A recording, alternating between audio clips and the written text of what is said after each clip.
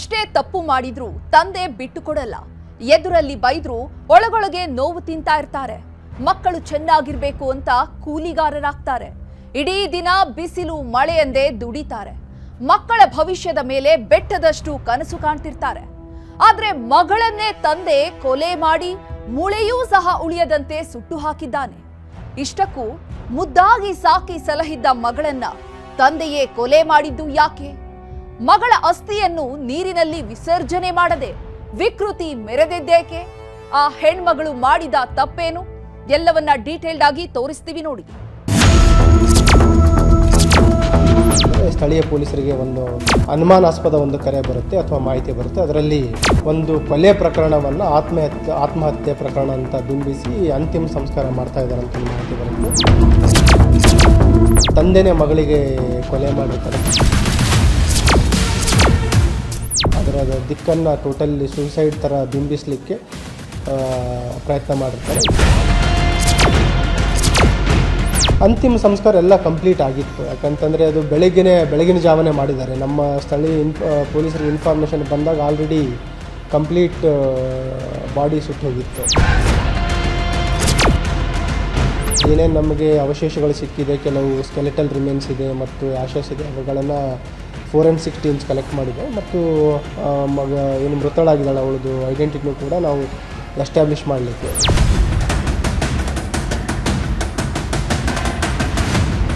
ತೊಗರಿ ಹೊಲ ಸೊಂಪಾಗಿ ಬೆಳೆಯುತ್ತಿರೋ ತೊಗರಿ ಹೊಲದಲ್ಲಿ ಹೊಗೆ ಕಾಣಿಸಿಕೊಂಡಿತ್ತು. ಅಗ್ನಿ ನರ್ತನ ಮಾಡಿತ್ತು. ಏನಾಯ್ತು ಅಂತ ಸ್ಥಳೀಯರು ಬಂದು ನೋಡುವಷ್ಟರಲ್ಲಿ ಅದಾಗಲೇ ಬೆಂಕಿ ಕಡಿಮೆ ಆಗಿತ್ತು. ಆ ಬೆಂಕಿಯಲ್ಲಿ ಸಿಕ್ಕಿದ್ದೆಲ್ಲವೂ ಸುಟ್ಟು ಕರಕಲಾಗಿ ಹೋಗಿದ್ವು. ವೈರ್ಗಳು, ಕೆಲ ವಸ್ತುಗಳು ಕರಕಲಾಗಿದ್ವು. ಇದರ ಜೊತೆಗೆ ಕಮಟು ವಾಸನೆಯೂ ಬಂದಿತ್ತು. ಆ ವಾಸನೆ ಏನು ಅಂತ ವಿಚಾರಿಸಿದಾಗ ಇಲ್ಲಿ ಸುಟ್ಟು ಹೋಗ್ತಿರೋದು ವಸ್ತುಗಳಲ್ಲ, ಬದಲಿಗೆ ಇನ್ನು ಬಾಳಿ ಬದುಕಬೇಕಿದ್ದ ಹೆಣ್ಣು ಮಗಳು ಅನ್ನೋ ಬೆಚ್ಚಿ ಬೀಳಿಸುವ ವಿಷಯ ಹೊರಬಂದಿತ್ತು. ಕಾಲೇಜು ಹುಡುಗಿಯ ಮೃತದೇಹಕ್ಕೆ ತಂದೆಯೇ ಅಂತ್ಯಕ್ರಿಯೆ ಮಾಡಿ ಮುಗಿಸಿದ್ದಾನೆ. ತನ್ನ ಜಮೀನಿನಲ್ಲೇ ಮಗಳಿಗೆ ಕೊಳ್ಳಿ ಇಟ್ಟಿದ್ದಾನೆ ಅನ್ನೋ ಭಯಾನಕ ಸತ್ಯ ಗೊತ್ತಾಗತ್ತೆ.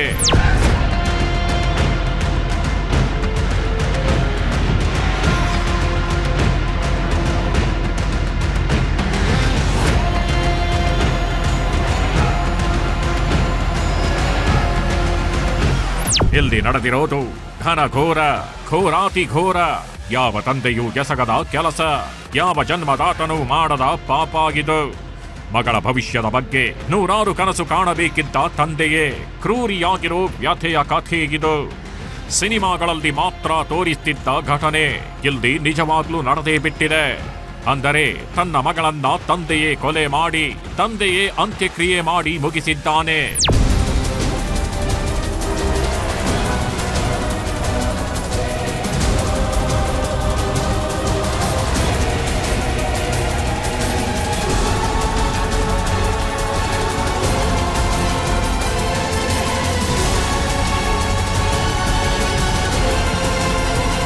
ಯಾರಾದ್ರೂ ಇಂತಹ ಕೆಲಸ ಮಾಡ್ತಾರ? ಮಗಳನ್ನ ತಾನೇ ಕೊಲೆ ಮಾಡಿ ಊರಿನವರನ್ನ ಸೇರಿಸಿ ನನ್ನ ಮಗಳು ಸತ್ತೋದ್ಲು ಅಂತ ನಂಬಿಸಿ ಮಗಳ ಚಿತೆಯನ್ನ ಕೈಯಾರೆ ಕೊಳ್ಳಿಗಿಟ್ಟಿರೋದು ಎಲ್ಲಾದ್ರೂ ಉಂಟ? ಆದರೆ ಊಹೆ ಮಾಡಲಾಗದ, ಕನಸ್ನಲ್ಲೂ ಆಲೋಚಿಸದಂತಹ ಕೃತ್ಯ ನಡೆದೇ ಬಿಟ್ಟಿದೆ.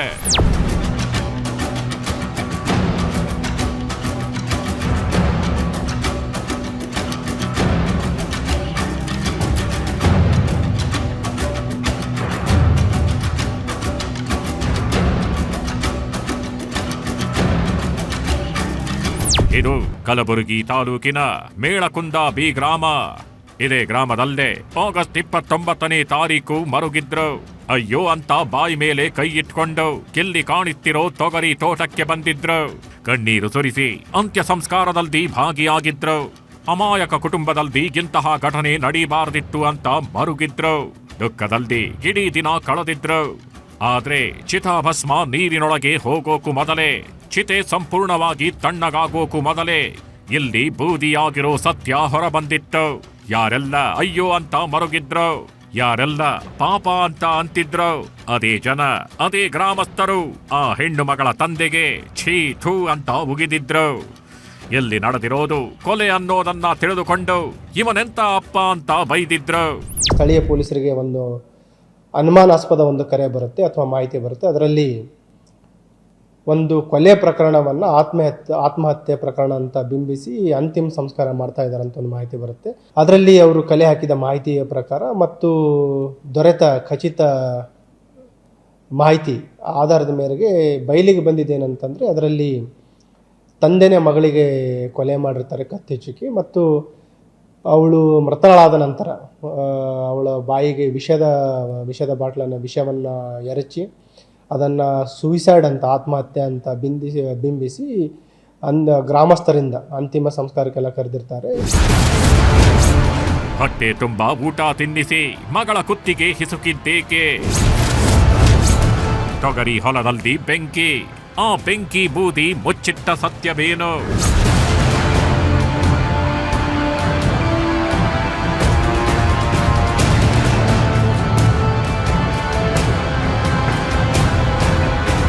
ಮಗಳನ್ನೇ ಕೊಂದು ಇಡೀ ಊರನ್ನ ಕರೆದು ಅಂತ್ಯ ಸಂಸ್ಕಾರ ಮಾಡಿ ಮುಗಿಸಿದ ಪಾಪಿ ತಂದೆ ಈತನೇ ನೋಡಿ. ಹೆಸರು ಶಂಕರ್ ಕೊಳ್ಳೂರ್. ಇದೇ ಮೇಳಕುಂದ ಗ್ರಾಮದಲ್ಲಿ ಕುಟುಂಬ ಸಮೇತ ವಾಸಾಗಿದ್ದುಕೊಂಡು ಕೃಷಿ ಮಾಡಿಕೊಂಡಿದ್ದ. ದಿನ ಬೆಳಗಾದ್ರೆ ಜಮೀನಿಗಿಳಿದು ಉಳಿಮೆ ಮಾಡಿ ಕುಟುಂಬವನ್ನ ನಡೆಸ್ಕೊಂಡು ಹೋಗ್ತಿದ್ದ. ಯಾರ ತಂಟೆಗೂ ಹೋಗ್ತಾಗಿರ್ಲಿಲ್ಲ. 5 ಜನ ಹೆಣ್ಣು ಮಕ್ಕಳಿದ್ದು 2 ಮದುವೆ ಮಾಡಿಕೊಟ್ಟಿದ್ದ. ಇದೆಲ್ಲವೂ ಶಂಕರ್ ಕೊಳ್ಳೂರನ ಹಿಸ್ಟ್ರಿ. ಆದ್ರೀಗ ಮತ್ತೊಬ್ಬಳು ಹೆಣ್ಣು ಮಗಳ ವಿಷಯಕ್ಕೆ, ಮತ್ತೊಬ್ಬ ಮಗಳ ವಿಚಾರಕ್ಕೆ ಹಂತಕನಾಗಿ ಬಿಟ್ಟಿದ್ದಾನೆ. ಸಿನಿಮಾ ಶೈಲಿಯಲ್ಲಿ ಮಗಳ ಜೀವ ತೆಗೆದು ಸುಟ್ಟು ಬೂದಿ ಮಾಡಿಬಿಟ್ಟಿದ್ದಾನೆ. ಸ್ಥಳೀಯ ಪೊಲೀಸರು ಹೋಗ್ತಾರೆ ಮತ್ತು ನಾವು ಹೋಗ್ತೀವಿ, ಮತ್ತು ಅವ್ರ ತಂದೆಯವರನ್ನು ವಿಚಾರಣೆ ಮಾಡಿದಾಗ ಏನು ಘಟನೆ ಇದೆ ಅದನ್ನು ಒಪ್ಕೊತಾರೆ. ಅವರ ವಿಚಾರಣೆಯನ್ನು ತಿಳಿದು ಬಂದಿರೋದೇನಂತಂದರೆ, ಏನು ಮೃತಳಾಗಿದ್ದಾಳೆ ಕವಿತಾ ಅನ್ನೋಳು, ಅವರು ಬೇರೆ ಒಂದು ಜಾತಿ ಹುಡುಗನನ್ನು ಪ್ರೀತಿ ಮಾಡ್ತಾ ಇದ್ದಳು. ಮತ್ತು ಇವರು ಏನು ತಂದೆ ಇದ್ದಾರೆ, ಆರೋಪಿ ತಂದೆ ಏನಿದ್ದಾರೆ, ಅವರಿಗೆ ಒಟ್ಟು 5 ಜನ ಹೆಣ್ಮಕ್ಳಿದ್ದಾರೆ. ತಂದೆಯ ಗೇಟಿಗೆ, ತಂದೆಯ ಪೆಟ್ಟಿಗೆ ಶವವಾಗಿ ಕೊನೆಗೆ ತಂದೆಯ ಕೈಯಿಂದಲೇ ಬೂದಿಯಾಗಿ ಹೋಗಿರೋ ಈ ಹೆಣ್ಣು ಮಗಳ ಹೆಸರು ಕವಿತಾ.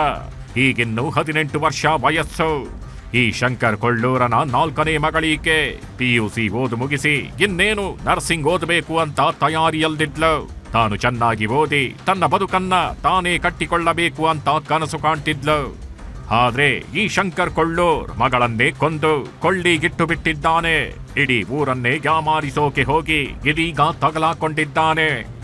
ಆದರೆ ಒಂದೇ ಒಂದು ಅನುಮಾನದ ಕರೆ, ಮಗಳಿಗೆ ಚಟ್ಟ ಕಟ್ಟಿರೋ ತಂದೆಯ ಕರಾಳ ಸತ್ಯ ಹೊರಬಂದು ಬಿಟ್ಟಿದೆ.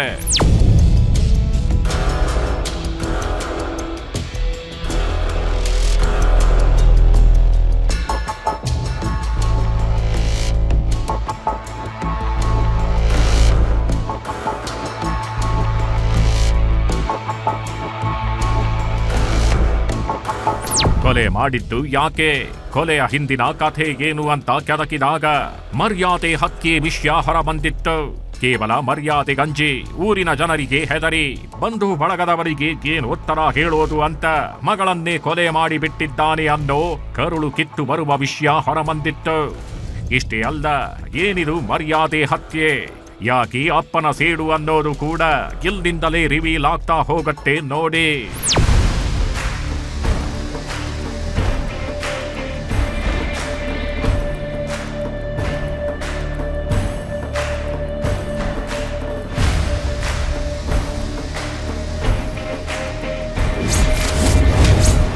ಆಟೋ ಡ್ರೈವರ್ ಹಿಂದೆ ಬಿದ್ದಿದ್ಲು ಚೆಲುವೆ.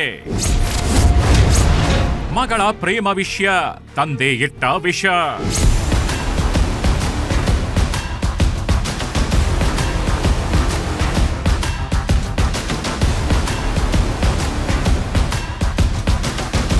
SSLC ಪಾಸ್ ಮಾಡಿ PUC ಮೆಟ್ಟಿಲು ಹತ್ತುತ್ತಿದ್ದಂತೆ ಈ ಕವಿತಾ ಕಾಲೇಜಿಗೆ ಹೋಗುವಾಗ ಪ್ರೇಮದ ಕವಿತೆ ಬರೀತಿದ್ಲು.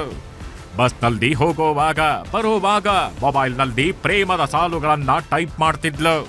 ಬರೀ ಇಷ್ಟೇ ಆಗಿದ್ದಿದ್ರೆ ಇವರಪ್ಪ ಶಂಕರ್ ಏನೇನು ತಲೆ ಕೆಡಿಸ್ಕೊಳ್ತಾಗಿರ್ಲಿಲ್ಲ, ಏನೂ ಮಾತನಾಡ್ತಿರ್ಲಿಲ್ಲ. ಬಟ್ PUC ಮುಗಿಸಿದ್ದಾಗಿ ಕವಿತಾ ರಿಯಲ್ ಆಗಿ ತಮ್ಮದೇ ಗ್ರಾಮದ ಹುಡುಗನಿಗೆ ಪ್ರೇಮ ಪತ್ರ ಬರೆದು ಬಿಟ್ಟಿದ್ಲು. ಆ ಪ್ರೀತಿಯ ಸಂದೇಶಕ್ಕೆ ಆ ಯುವಕ ಕೂಡ ಓಕೆ ಅಂದು ಬಿಟ್ಟಿದ್ದ. ನಾ ಆಟೋ ಡ್ರೈವರ್, ನೀ ನನ್ನ ಲವ್ವರ್ ಅಂತ ಈ ಕಡೆಗಿಂದ ಸಂದೇಶ ಕೊಟ್ಟಿದ್ದ. ಇಲ್ಲಿಗೆ ಕವಿತಾ ಪ್ರೇಮ ಪಯಣ ಪ್ರತಿದಿನ ಆಟೋದಲ್ಲೇ ಶುರುವಾಗ್ತಿತ್ತು.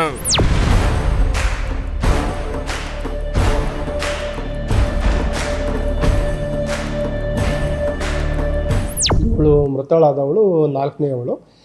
ಇವಳು ಅನ್ಯ ಧರ್ಮದ ಒಂದು ಜಾತಿಯ ಹುಡುಗನಿಗೆ ಮದುವೆ ಆಗಿದ್ದರೆ ಬೇರೆ 3 ಹುಡುಗರಿಗೆ ಕೂಡ ಮದುವೆದು ಪ್ರಾಬ್ಲಮ್ ಆಗುತ್ತೆ ಮತ್ತು ಊರಲ್ಲಿ ಮರ್ಯಾದೆಗೋಸ್ಕರ ಹೆದರಿ ಸುಮಾರು ಅವಳಿಗೆ ಬಲವಂತ ಮಾಡಲಿಕ್ಕೆ ಟ್ರೈ ಮಾಡ್ತಾರೆ. ಈ ಪ್ರೀತಿ ಎಲ್ಲ ಮಾಡೋದು ಬೇಡ ಮತ್ತು ಓದಿನ ಕಡೆ ಒತ್ತನ್ನು ಕೊಡುವಂಥ ತಿಳುವಳಿಕೆ ನೀಡಿದರೂ ಅವಳು ಕೇಳಲ್ಲ. ಆ ಹಿನ್ನೆಲೆಯಲ್ಲಿ ಅವಳಿಗೆ ಕತ್ತಿಚ್ಚಿ ಕೊಲೆ ಮಾಡಿರ್ತಾರೆ. ಪ್ರೇಮಿಗಳ ಬದುಕಲ್ಲಿ ಶತ್ರುವಾಯ್ತು ಅದೊಂದು ಫೋಟೋ.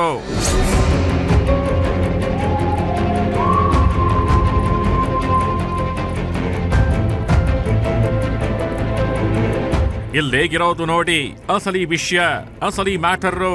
ಹೇಳಿ ಕೇಳಿ, ಹುಡುಗ ಆಟೋ ಡ್ರೈವರ್ರು, ತಮ್ಮದೇ ಊರಿನವನು. ಅದರಲ್ಲೂ ಹುಡುಗಿಯ ಜಾತಿ ಬೇರೆ, ಹುಡುಗನ ಜಾತಿ ಬೇರೆ. ಆದರೆ ಪ್ರೀತಿ ಮುಂದೆ ಯಾವ ಜಾತಿನೂ ಇಲ್ಲ, ಯಾವ ಕುಲವೂ ಇಲ್ಲ. ಪ್ರೀತಿಯೊಂದೇ ಸಂಕೇತ ಅಂತ ಕವಿತಾ ಮತ್ತು ಆಟೋ ಡ್ರೈವರ್ ಪ್ರೇಮ ಲೋಕದಲ್ಲಿ ಸುತ್ತಾಡ್ತಾ ಇರ್ತಾರೆ. ಪ್ರತಿದಿನ ಕಾಲೇಜಿಗೆ ಹೋಗ್ತಿದ್ದ ಕವಿತಾಳನ್ನ ಆಟೋ ಚಾಲಕ ಪಿಕಪ್ ಮಾಡ್ತಿದ್ದ, ಡ್ರಾಪ್ ಮಾಡ್ತಿದ್ದ. ಇವರ ಪ್ರೀತಿಗೆ ಅದೊಂದು ಫೋಟೋ ಬಿಗ್ ಟ್ವಿಸ್ಟ್ ಕೊಡುತ್ತೆ. ಪ್ರೀತಿಯಲ್ಲಿ ಅಸಲಿ ಪ್ರಾಬ್ಲಮ್ ಎಂಟ್ರಿ ಆಗತ್ತೆ.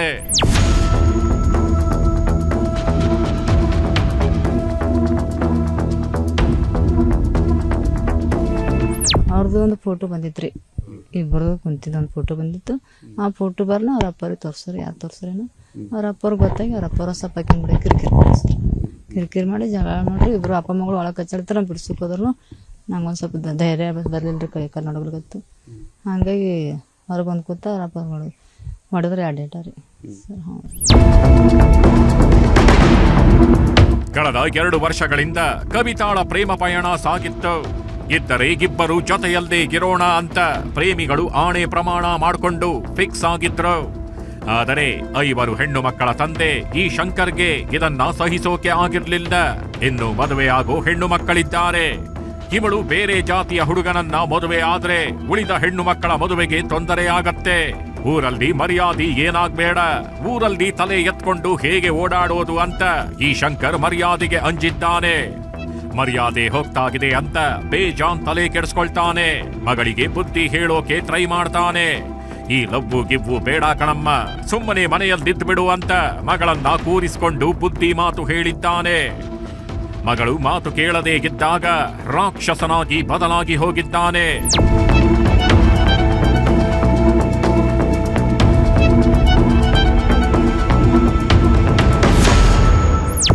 ಜಗಳ ಅಂತೇನಿಲ್ರಿ, ಹುಡುಗನ ಇದು ಮಾಡ್ತೀನಿ ಅಂದೋಡ್ರಿಗೆ ನಾವು ಬ್ಯಾಡ ಈಗ ಅಂಕ ನೋಡಮ್ಮ ನಾವು ಓದ್ತೀನಿ ಅಂತಿ, ಒಂದು 2 ವರ್ಷ ಹೋಗ್ಲಿ ಅಂತ ನಾವು ಅಂದ್ರಿ ಸರ್. ಅದು ನಮ್ಗೆ ಗೊತ್ತಿಲ್ರಿ. ಈ ಕಡೆ ಗೊತ್ತಾಗಿ ಗೊತ್ತದ ನಾವು ಆಕಿಗೆ ಏನೋ ವಿಚಾರ ಮಾಡಿಲ್ರಿ. ಹೇಳಿದೆವು ಸರಿ ಸಾಲಿ ಕಲಿ ಹಂಗಿದ್ರೆ ಹೋಗಿಲ್ಲ ಬೇಡ, ಈಗ ಇನ್ನು 18 ಮುಗ್ದ ಏಜ್ ಆಗಿಲ್ಲ ಬೇಡ ಅಂದ್ರಿ ಸರ್. ಹಂಗಾಗಿ ಸರ್ ಆಕಿ ಇಲ್ಲ ನಾ ಸಾಲಿ ಓದ್ತೀನಿ ಮುಗ್ದಾರ 12ನೇ ಸಾಲಿ ರೀ ಸರ್. ಆ ಥರ ಮಾಡ್ರಿ, ಕಿರಿಕಿರಿ ನಡೆಸೋಡ್ರಿ. ಕಿರಿಕಿರಿ ನಡೆಸೋಣ ಅಪ್ಪ ಮಗಳು ಸರ್. ಕುತ್ತಿಗೆ ಹಿಸುಕಿ ಮಗಳ ಕೊಲೆ, ಧಗಧಗಿಸಿತು ಬೆಂಕಿ.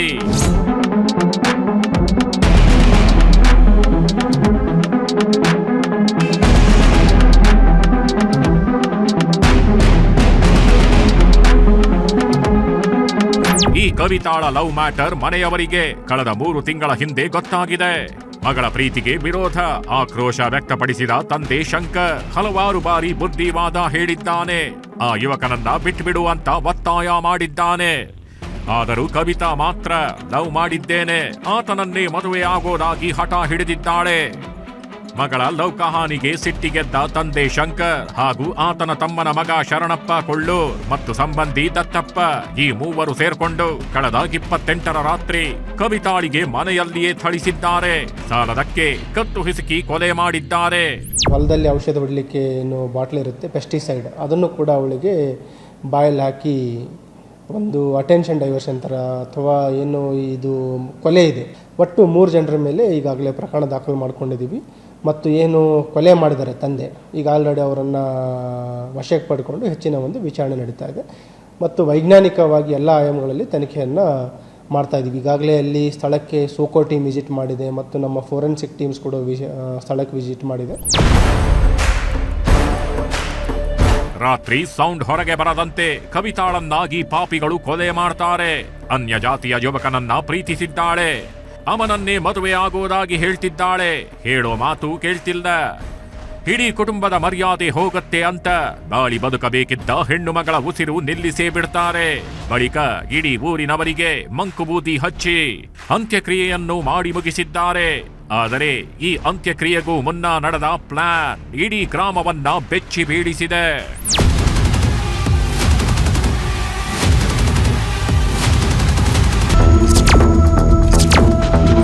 ಸ್ಥಳೀಯ ಪೊಲೀಸರಿಗೆ ಒಂದು ಅನುಮಾನಾಸ್ಪದ ಒಂದು ಕರೆ ಬರುತ್ತೆ ಅಥವಾ ಮಾಹಿತಿ ಬರುತ್ತೆ. ಅದರಲ್ಲಿ ಒಂದು ಕೊಲೆ ಪ್ರಕರಣವನ್ನು ಆತ್ಮಹತ್ಯೆ ಪ್ರಕರಣ ಅಂತ ಬಿಂಬಿಸಿ ಅಂತಿಮ ಸಂಸ್ಕಾರ ಮಾಡ್ತಾ ಇದ್ದಾರೆ ಅಂತ ಒಂದು ಮಾಹಿತಿ ಬರುತ್ತೆ. ತಂದೆನೇ ಮಗಳಿಗೆ ಕೊಲೆ ಮಾಡಿರ್ತಾರೆ. ಅದರ ದಿಕ್ಕನ್ನು ಟೋಟಲಿ ಸೂಸೈಡ್ ಥರ ಬಿಂಬಿಸಲಿಕ್ಕೆ ಪ್ರಯತ್ನ ಮಾಡಿರ್ತಾರೆ. ಅಂತಿಮ ಸಂಸ್ಕಾರ ಎಲ್ಲ ಕಂಪ್ಲೀಟ್ ಆಗಿತ್ತು. ಯಾಕಂತಂದರೆ ಅದು ಬೆಳಗಿನ ಜಾವನೆ ಮಾಡಿದ್ದಾರೆ. ನಮ್ಮ ಸ್ಥಳೀಯ ಪೊಲೀಸರಿಗೆ ಇನ್ಫಾರ್ಮೇಷನ್ ಬಂದಾಗ ಆಲ್ರೆಡಿ ಕಂಪ್ಲೀಟ್ ಬಾಡಿ ಸುಟ್ಟು ಹೋಗಿತ್ತು. ಏನೇನು ನಮಗೆ ಅವಶೇಷಗಳು ಸಿಕ್ಕಿದೆ, ಕೆಲವು ಸ್ಕೆಲೆಟಲ್ ರಿಮೇನ್ಸ್ ಇದೆ ಮತ್ತು ಆಶಸ್ ಇದೆ, ಅವುಗಳನ್ನು ಫೋರೆನ್ಸಿಕ್ ಟೀಮ್ಸ್ ಕಲೆಕ್ಟ್ ಮಾಡಿದೆ. ಮತ್ತು ಏನು ಮೃತಳಾಗಿದ್ದಾಳೆ ಅವಳದು ಐಡೆಂಟಿಟಿನೂ ಕೂಡ ನಾವು ಎಸ್ಟಾಬ್ಲಿಷ್ ಮಾಡಲಿಕ್ಕೆ.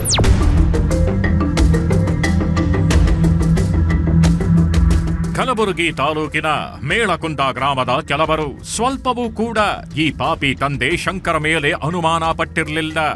ತಂದೆಯೇ ಕೊಲೆ ಮಾಡಿ ಗೋಳಾಡ್ತಾನೆ, ಅವಳ ತಾಯಿಯು ಕಣ್ಣೀರು ಸುರಿಸ್ತಿದ್ದಾಳೆ ಅಂದ್ರೆ ಕವಿತಾ ಹಣೆ ಬರಹ ಇಷ್ಟೇ ಇರಬಹುದು ಅಂತ ಎಲ್ರೂ ಅಂದ್ಕೊಳ್ತಾರೆ.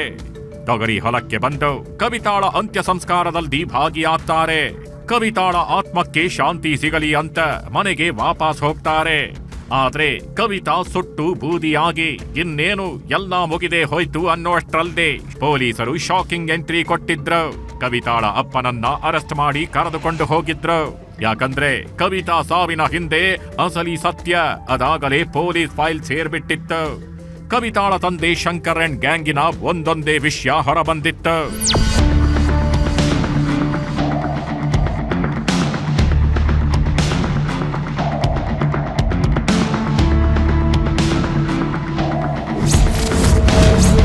ಮಗಳನ್ನ ಕೊಂದು ಆತ್ಮಹತ್ಯೆ ಅಂತ ಬಿಂಬಿಸಿದ ತಂದೆ. ಕೊಲೆ ಬಳಿಕ ಸಿನಿಮಾ ಸ್ಟೈಲ್ನಲ್ಲಿ ಅಪ್ಪನ ಡ್ರಾಮಾ. ನಿಜಕ್ಕೂ ಮಗಳನ್ನ ತಂದೆಯೇ ಕೊಲೆ ಮಾಡಿದ್ದಾನೆ ಅಂದ್ರೆ ಅಷ್ಟು ಬೇಗ ಯಾರೂ ನಂಬಲ್ಲ. ನಂಬೋ ವಿಷಯವೂ ಅದಲ್ಲ. ಯಾಕಂದ್ರೆ ಅದೆಷ್ಟೋ ಜನ ಅಪ್ಪ ಅಂದ್ರೆ ಹೀರೋ, ಅದೆಷ್ಟೋ ಮಕ್ಕಳು ನನ್ನಪ್ಪ ಎಲ್ಲಾ ಕೊಡಿಸೋ ಸಾಹುಕಾರ, ನನ್ನ ಜೊತೆ ಸದಾ ಬೆಂಬಲಕ್ಕೆ ನಿಲ್ಲೋ ಸೂಪರ್ ಮ್ಯಾನ್ ಅಂತ ಅಂದುಕೊಳ್ತಾರೆ. ಇಲ್ಲಿ ಈ ಶಂಕರ್ ಕೂಡ ಕವಿತಾ ಲೈಫ್ ನಲ್ಲಿ ಹೀರೋ ಆಗಿಯೇ ಇದ್ರು. 5 ಮಕ್ಕಳನ್ನ ಮುದ್ದಾಗಿ ಸಾಕ್ತಿದ್ದಾರೆ ಅಂತ ಎಲ್ಲರೂ ರೆಸ್ಪೆಕ್ಟ್ ಕೊಡ್ತಿದ್ರು. ಆದ್ರೀಗ ಈ ಶಂಕರ್ ಮಗಳನ್ನೇ ಕೊಂದು ಹಂತಕನಾಗಿದ್ದಾನೆ. ಕೇವಲ ಮರ್ಯಾದೆ ಗಂಜಿ 18 ವರ್ಷ ಸಾಕಿಸಲು ಇದ್ದ PUC ಓದಿಸಿದ್ದ ಮಗಳನ್ನೇ ಕೊಂದು ಹಾಕಿದ್ದಾನೆ. ನಂತರ ಇಬ್ಬರು ಸಂಬಂಧಿಕರ ಜೊತೆ ಸೇರ್ಕೊಂಡು ಕೊಲೆ ವಿಷಯ ಮುಚ್ಚಿಡೋಕೆ ವಿಷದ ಬಾಟಲ್ ತರ್ತಾನೆ.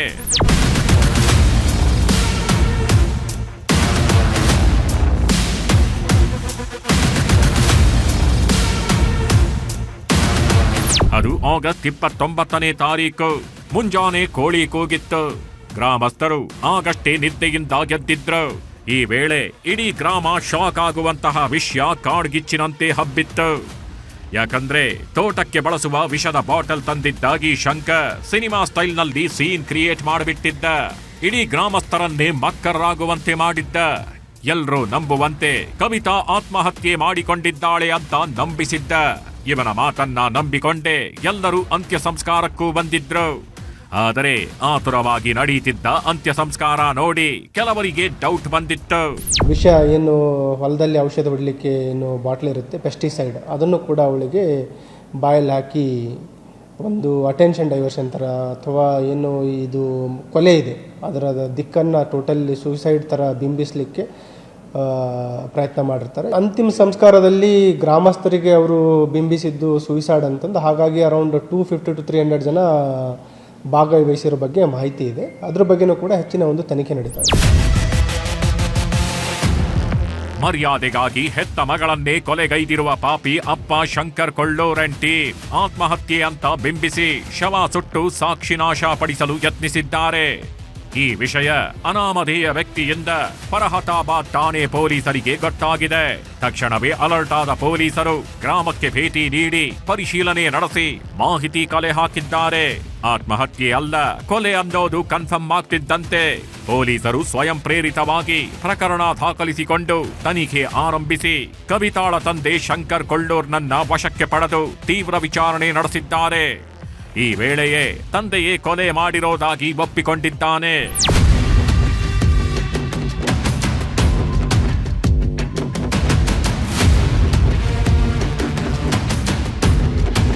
ಹೀಗೆ ರಾತ್ರೋರಾತ್ರಿ ನಡೆದು ಹೋಗಿರೋ ಕೊಲೆ ಹಿಂದೆಗಿರೋದು ಲವ್.